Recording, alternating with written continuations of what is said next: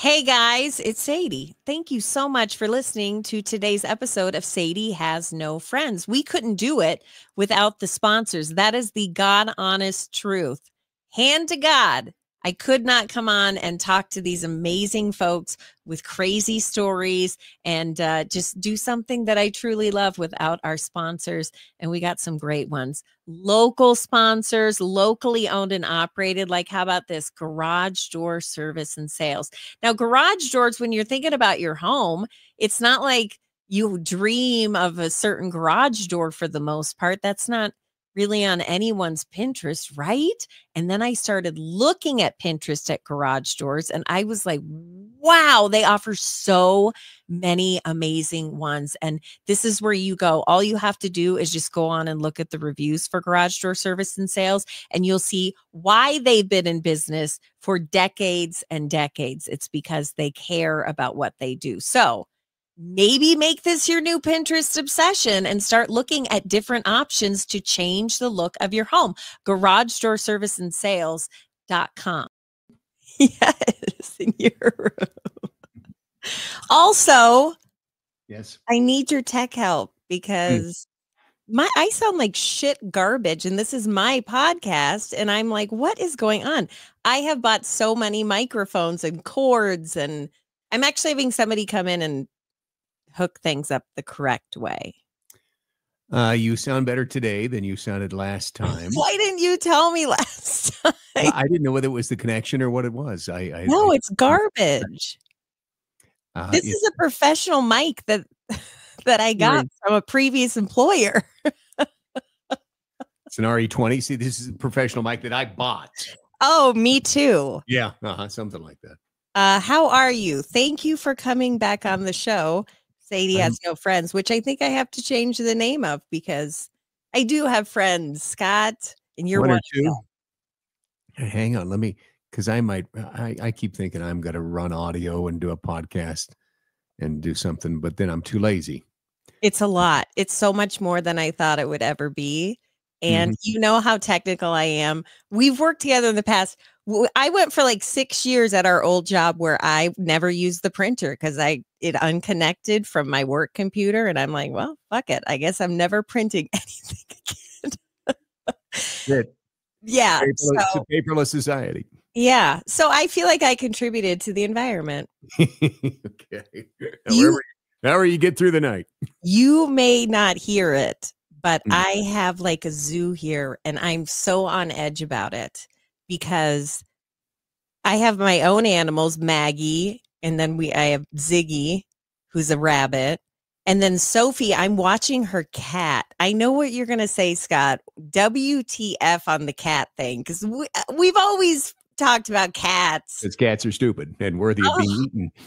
I kind of love this cat, but you know what annoys me is she'll go, when she dropped her cat off, she's like, go see grandma, go. I'm like, oh, hell no.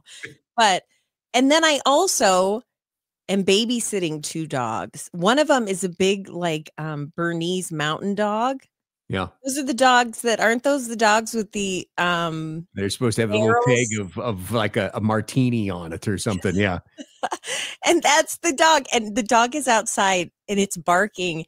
And they've been playing outside, these dogs, but these are such dog people that I am so on edge about watching their dogs. I'm paying more attention to their dogs than I do some children when they're playing at my house, because I think, oh my God, these dogs are like their whole world.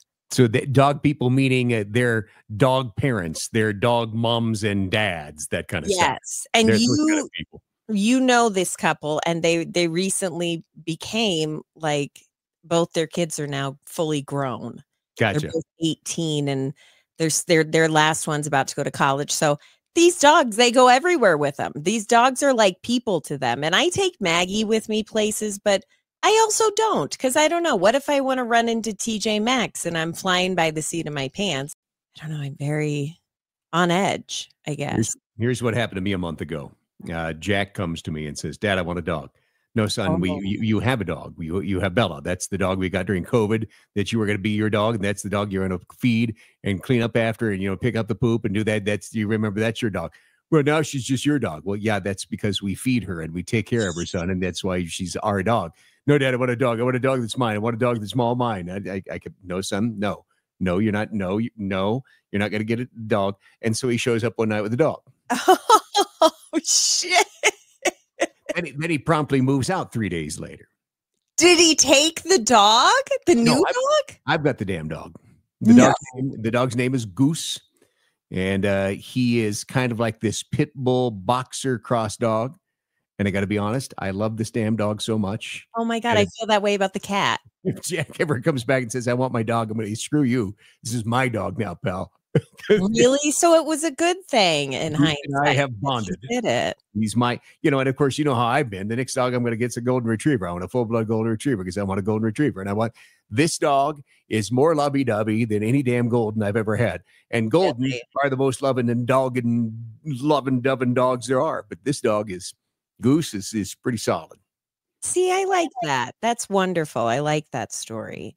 Yeah, so I'm super on edge because I'm baby. And if I babysat your dog, I don't know when I don't know. I would be on edge as well because you're a big animal lover. Well, I am, but I also see them as DOGs. If you leave them out in the backyard, they can stay out in the backyard for a while. They ain't going to die. I know, but these are some high maintenance dogs. These dogs live a good life. These dogs live a better life than I live. And so I don't know. I got to keep a good eye on it all day. I'm watching these dogs. But I keep seeing this story and I don't know why. I think there's an easy answer to this, but explain. Have you heard about this bride who got married and nobody showed up at the wedding? Nobody showed up. This is my middle school nightmare. I had that party one time that I threw, and we had cupcakes and we had lunch, and nobody came to the damn thing. Nobody. In fact, now I'm almost 62 years old, and that impacts me to this day, Sadie, just so you'll know. I was going to say, I am, to whoever didn't go to his party, you completely fucked his life up on some level because he still, for years, has talked about his birthday that nobody showed up to. Well, this woman, this is worse than a birthday party. This is a wedding. And here's where I'm always weary. Because is this real or is this fake? But this woman swears it's real. She went on TikTok, which I wouldn't go on TikTok if no one came to my wedding. I would question my life choices and who I'm spending my time with. But she went on to TikTok. Her name is Kalina Marie, which that spells Kalina Marie? Kalina Marie. Oh, that's going to be some, there's going to be some. Other than I went to, Kalina's pretty close to colon. I mean, that's where I went, but it's with the K. It's with a K. I got you. That's what makes it different. Invited over 75 people, and out of all the guests that she invited, 5 people showed up, and she was devastated by the low turnout. And it's awful to watch, Scott. I'm going to actually, over the video, I'm going to play the video of this woman walking into nobody at her wedding. Here's where I call bullshit on the story. And listen, this woman has been on all the circuits, like talking about her story, which again is so embarrassing. I would be like, we never speak of that day again. But first of all, I have to understand what you define as the circuit. Well, I mean, like all the shows, like name them. I don't know. Like a Today Show or like a Good Morning America, or like a, I don't watch that crap. I know you don't, which is why I didn't go into detail, but the circuit, like the show circuits where she's like talking about her story and nobody came and she was heartbroken. She was questioning relationships, blah, blah, blah. And, like those shows, they just latch on to that stuff. And that's what they did with this lady. But I keep seeing this story. Here's my question. And here's where there's no backstory. My question is, before you get married, Scott, you have like a lot of, like you're at the church and you're having a drink with everybody and you're there, you didn't know no one came to your wedding until you open the doors. Cause that's what the video is essentially. Someone opens the door. I'm not laughing, Scott. And she walked in. I am laughing. She walked in. You know why I'm laughing? Why? I have a feeling she's the problem. Well, that probably is. Yes, that she didn't have any friends. One of those kind of things. I mean, Yeah. was it a plated sit-down dinner? Do you know? I mean, or did you have to pay for Okay, it? Because hold some people on. you have to pay to go to their wedding now, which is interesting. Well, here's what's left out of the story, and I've seen no mention of this. And why the hell isn't anyone asking this question? But did people RSVP and then not show up? Because that's what it sounds like happened. Because why would you say you invite 75 people, right? And you get 5 RSVPs, which is actually the number of people that came to the wedding. Wouldn't you set out like enough food for 5 people and not like set up for a room of everybody you invited? You know what pleases me is after a year and a couple, 3 months away from our show, you're still intrigued by this. I'm going, there's a couple of massive things that happened in the geopolitical world here in the last few days. No, And everybody is so politicaled out. Don't you think so? I am so very excited about the direction of this nation, but that's just me. I'm giddy about this kind of stuff right now. Well, I'm giddy about this woman's story about her nobody coming to her wedding. I think she's the problem, but I don't know why I wanted to tell you the story and ask if you've seen anything when clearly you haven't. But I'm just like, this is bullshit, because she opened the doors and she walked in and she was like, not like nobody was there. She was like, oh. And I think, what? You didn't know nobody was there? Bullshit. Scott, like your thoughts? My thoughts on that? Are you still thinking about your birthday party that nobody came? A little bit. My birthday approaches here, and I don't know, about 3 weeks, and then I had a cigar with a buddy last night. And he was like, "Are you having a party?" Oh no, I know I don't have birthday parties anymore because I'm afraid people aren't going to come. So. Are you serious? I only have a legit thing that you are serious about. I only have parties on birthdays that end with a 0. Okay, so you're just saying it's not a milestone birthday, so how silly. You're not genuinely worried about people. Because I came to your last birthday party. Yeah, that was 60th. That was a big one. And there were a few people there, but I was still a little nervous about that one. And I mean, we did the fancy to-do. We hired a jazz trio, and we had at the country club, and we had like hors d'oeuvres and all that kind of stuff, Yeah, it was very nice. It was like pulling teeth to get people to come, And was it an open bar? No, it wasn't. What do you think? I'm made of money? Well, it's not that you don't have friends. You just don't have friends with money. Well, I don't know. I'd go if it was an open bar. Well, are we going to leave in the cold in December on a Friday night when it's not an open bar? No. No, that was a beautiful turnout. I thought it was a wonderful party. You did a great party. I mean, nobody was drunk, but that's probably because there wasn't an open bar. Yeah, that's true. I had a birthday when I turned 40.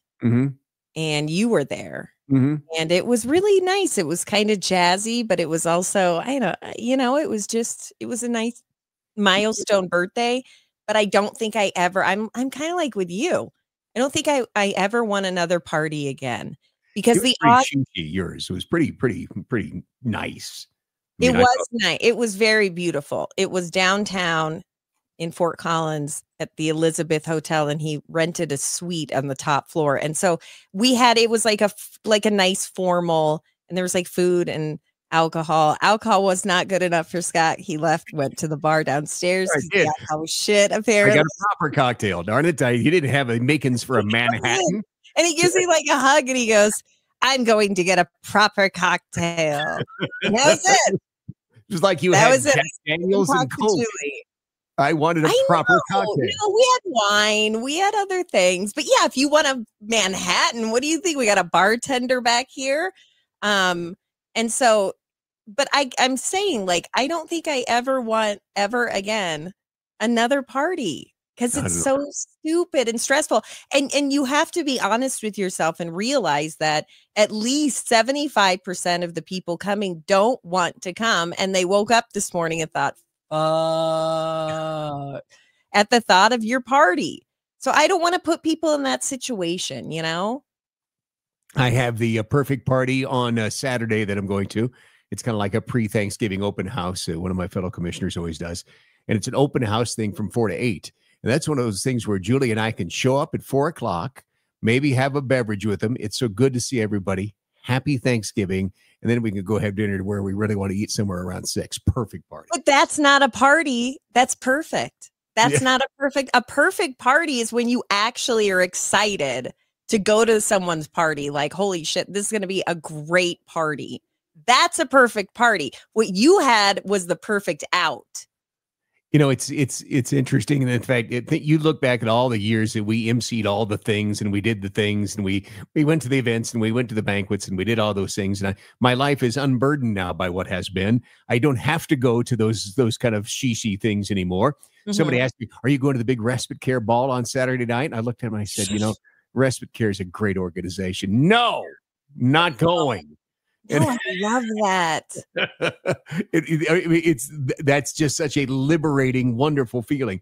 But I was meeting with a lady here the other day. Her name is Anita, and Anita is with Catholic Charities, and she's awesome. And she was telling me about her big event that she was planning, and I thought, oh, geez, it's going to be either an event. Here it comes. It's got to be an invite to attend or to MC or to do something. She says, no, we call it our non-event event. And she says, we just send out postcards and we tell people to sit home and send us money. And I'm thinking, that's brilliant. That's brilliant. I'm in for $100. Just I'll give you $100 donation just to stay home that night. And she says they do pretty well with it every year. They're not event. Perfect. I bet people just like and appreciate the fact that they are not tethered to it. And I think that time is so limited and so important. And you used to say this all the time, but it's so true. Time is so, what did you used to say? You only have so many chocolates in a box. Too few chocolates left in the box. Oh my God. Too few chocolates. And I'd be like, but you're right. I mean, if I had to eat rice pilaf one more time, I would die. But yeah, we don't have to do that stuff anymore. Right. I'm going to do the math right now. And this is one of these things I do this every now and then just to keep it real. Okay, listen, you're doing death math, aren't you? Are you doing death math? Okay, because the other day... Can you see right there? That's 832. You know what that number represents? How many? I don't know. If I live to be the average age of 78.7 years old, that's the average age. That's how many days you have left? 832? That's how many Saturdays I have left in my life. Oh, that's how many. Oh, okay. Well, see... I feel like you that's think a lot I want to pick Saturday. one of those away at an event? No, I don't. I know. And Sorry. again, what I'm telling you is very few people want to be there. Very few. There are very few. And I just don't want to put anyone in a situation where they're giving up their day and they're like, I never want to do that again. You should have a non-birthday party to where it's just send me presents and stay home. Can I tell you, more and more I'm seeing that on social media, and it makes me insane. It makes me insane because I actually know someone on social media, and every year on her birthday, she makes this post and she's like, I am now accepting donations. For my birthday? Yeah. You can stay home. I'm not going to throw a party. I'm not going to be out like the plated dinner. You know, I'm not going to tell you what Julie and I dropped on our birthdays, but I mean, it was like a $4,000 party. Yeah. I remember we talked about it and I was like, holy crap. It is beautiful. It was a beautiful party. But this girl is not like a plated dinner type of gal. You know what I'm saying? Like, she's a microwave heat and eat kind of girl. Like a vaping, microwave, and there's no shame, but she just every year, and she's like, my Cash App name is blah, blah, blah. And my Venmo is blah, blah, blah. And she always says, I am now accepting donations for lunches, dinners, drinks, and coffee for the month of my birthday. And I'm like, when did this become a thing? You ever asked her if she made any money? No, but I want to, but I don't feel like we're close enough where that wouldn't come off like assholery, we're not there. So I would feel like a complete jerk in saying that. Okay. So what is the biggest event in your life right now, Sadie? What is, I feel like we never talk. What's going on in your life right now? Well, Murphy has 5 sports games this weekend. Oh my God. 5. You're the one that signed up for that. Well, if we're being accurate, this is Ryan, is like the total sports dude. And so she loves to do this stuff. I'm like, I'm always the odd one out, you know what I'm saying? And I just am kind of like, yes, sports. And I don't know much about that kind of stuff, but 5 games between basketball and soccer. We have to go to Denver. We have to go to, I mean, it's all over. And I You know love what I'm doing? I'm looking at the weather forecast. I know. Is it bad? This weekend, sunny and 55 on Saturday. So it'll be all right. Oh, good. No excuses. Yeah, well. That's awesome. No, I do actually like going and watching her play sports. But what's so funny is people are always like, you're going to miss this so much. You're just going to, and I'm like, no, I Not don't going to miss this? think I am. Sorry, Trace Atkins. No, actually, I will miss watching her. But I just think back to all the years of going to the other kids' stuff and it's a happy memory, but I'm never like to the point of tears where I'm going to miss never doing this again. Like, you know what I'm saying? I can't believe we haven't gotten into this. Sadie sent me a text message recently. In fact, let me see if I can find the exact message that you sent. Here you are. Got it. And here it is. Scott, I have tea and it's hot. Oh, no. I wrote back, be careful. Be careful. I don't spill it. I thought, geez, too many edibles too early in the day, and now you're telling me that you had tea and it's hot. First of all, I want you to know edibles don't work on me because I have this weird chromosome and it's very rare, but whatever. Also, it made me laugh because I knew when you responded, you had no idea what that meant. Well, then 2 hours later, you texted, do you want to hear it? And I was like, hear what? How was your tea? Did you really not know? I had a clue what that meant. No, I don't know what that means. I can't believe I said it though. Like I feel like a poser saying it. And I should just say I have some also this by you telling our secret text, it makes us sound like we're gossipy hens. And we are. You're the most gossipy. I don't think there's any confusion, Sadie. There's no confusion about the fact that we might be gossipy hens, as you say. But it's getting hard with Scott because he doesn't understand the lingo like us youngsters. Don't spill the tea. What did I say? I have some tea and it's hot. And it's hot. Yeah, and I simply said, be careful. Much like the McDonald's lawsuit with the coffee. I didn't want you burning yourself. And I thought for sure you knew what that meant. Nope. How silly of me. That's not tea I can spill on this podcast, Scott. That is like some. You don't want to spill that tea? Okay, well, we could gossip to no end about that. I think we can. Well, I think we can, but I also think that it would be rude of me to say that it's tea. Like in a fun-filled way. So no, now it's big nationwide news. Yeah, so I feel like I can talk about it now, but and like either one of us are ever going to go back and work at that place for crying out loud. I know, but I'm just saying, like the people that did get laid off, I don't want it to be like I have tea. They lost their job, which essentially is fuck what happened. But it wasn't like. See, now I feel like a jerk. What it is I don't feel like a jerk. I mean, iHeartMedia did a whole bunch of layoffs, and we're sorry for the people that we worked with that lost their jobs. In my defense, that wasn't the only tea that I was calling Scott about or texting him about. That was actually just a really small part of it. But the part that you're talking about, the old company that we worked for, iHeart, did like insane layoffs, and people that we know got laid off.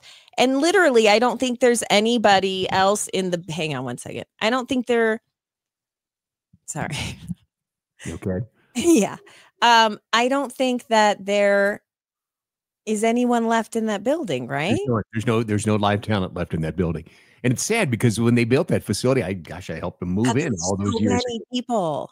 And it was completely full. And it was a broadcast operation where we're running a whole bunch of people, and they've just it's so funny in the fact that of the timing of this. And I've talked to a couple of those people, and I've seen like KFI Los Angeles massive news talk station, one of those things that had a team of news people, like a KOA Denver, a massive news kind of a station, laid a whole bunch of their newsroom off. Just, it's like, what are they doing? The product, they're gutting the product.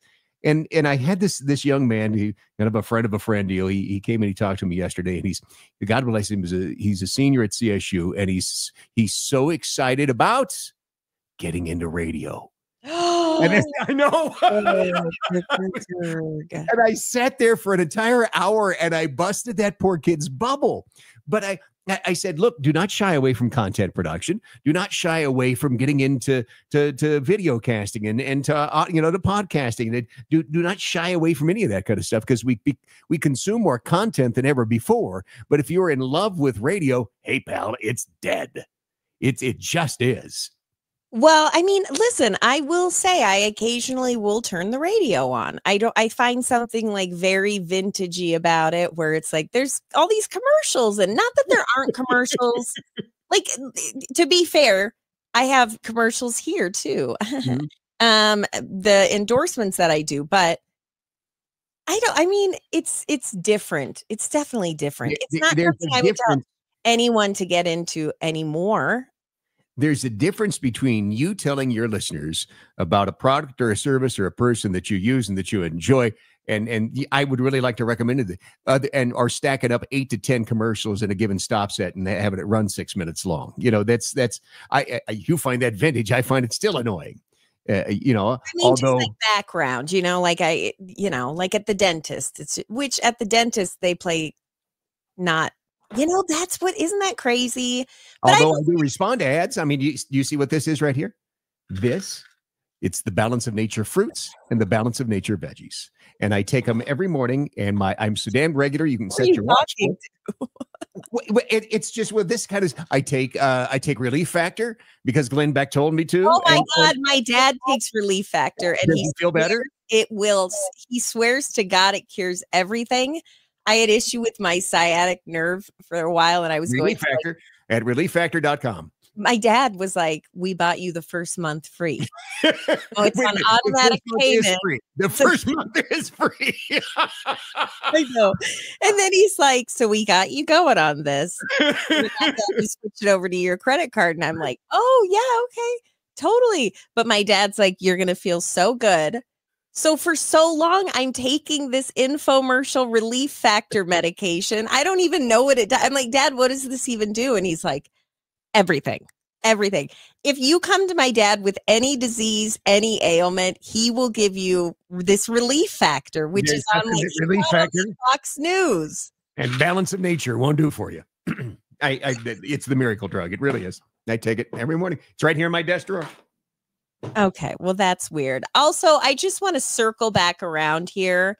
I don't want it to seem like I'm not like bitter about radio. Are you bitter? I'm not at all. Yeah, I don't want it to seem bitter. I don't want to seem like we're bitter. We're just not. It's different. It's different now. For me, it was a fabulous, almost 41-year career, and I loved every second of it, and I loved being on the air. But it's just not today what it was 40 years ago, or 20 years ago, or even 10 years ago. It's just changed, and so it breaks my heart a little bit to see this kid. He is driven by nothing more than getting into radio. And I'm like, kid, don't get into content production, but to hitch your horse to that wagon, it's like literally hitching your horse to something. There's no horse. I also remember a time where there were people everywhere. There were like 2 news people. There was a weather person, and they'd come in and they'd be like, "Here's an update," and it was like live. It was so crazy. I think that the AI thing is a big fucking deal. I do. It's such a big deal. And I think that soon they're going to be able to find ways to create that content without even having to have a real person there. Have you gotten into AI? And I told you that, as opposed to when we were doing a radio show where I was like, I won't even go near it. I won't go to chatgpt.com. I've kind of gotten into it just because I find like some of the scheduling aspects of things and some of it kind of handles my email for me, which I think is pretty handy. But I kind of experimented one night with cloning my voice. And I just found a bunch of stuff that I've recorded in some of my podcasts. I can't even make my microphone work. And this is my podcast. And I can't even. But we don't need you. We don't need you. You can clone your voice. It sounds like me. Mannerisms, pausations, the kind of stuff that I do, like that intonation right there. It sounds like me. It's amazing. So you have to think, in a world that's changing so quickly, soon the technology is going to be there where it's just going to be an antiquated thing. And I think you're right. But I don't think that I have people who are on the radio who I love. And so I don't want to say anything bad about it, but I'm going to have to edit the shit out of this. No, I don't want to say, why are you nervous? I don't want to say anything bad about it, because I think that along with being on the radio, if you then branch out and make other content, I think that it's people who think that they're just going to do kind of what we slid by doing, which is being on the radio when MySpace was a thing and there was no expectation. If our boss would have walked in and be like, we need you to record a video and upload it to MySpace, we would have been like, shut up. If you're willing to, I think radio can be good if you're willing to branch out and do other things. But I think that also, God, I remember a time where there were 17 on-air people. It was literally every station was, and it was so good for the community, I thought. But, times change, and companies that are big, like companies like iHeart, they're going to look for a way where they can do things where they don't have to pay you. But what's interesting is the little mom and pops are still looking for talent, and they're thriving, and then they're looking for people. Now, they're not going to pay you very much, but they're going to hey, we're going to give you a platform and we'll do a revenue share or something. I think if you want to be a content creator, you get into it that way rather than doing like what we had and had the JOB, where you show up every day. I think it's different. I have found that talking to people about the podcast is so much more easy for me to do than selling myself back when we were on the radio. A, because I didn't really have to do it.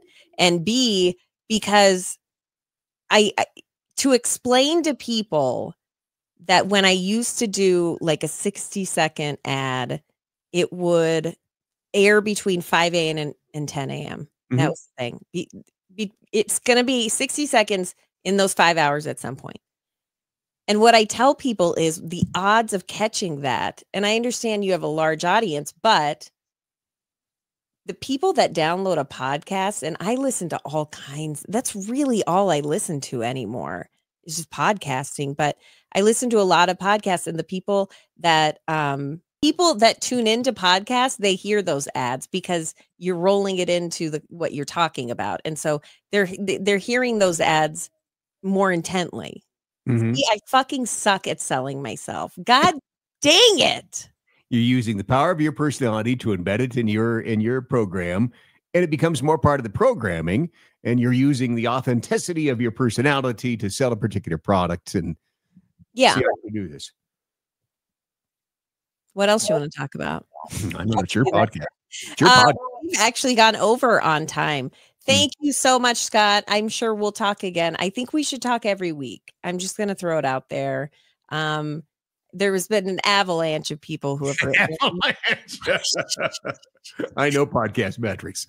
Actually, mine are good. I'm actually kind of surprised, reading about all that kind of stuff. A lot of people are hearing you right now, Scott. You wouldn't even believe it, but it's true. I'm good. I'll share it with you. Like #1 radio station stuff, or better than that. What's better than #1? Are we talking Joe Rogan stuff? How about this? 0.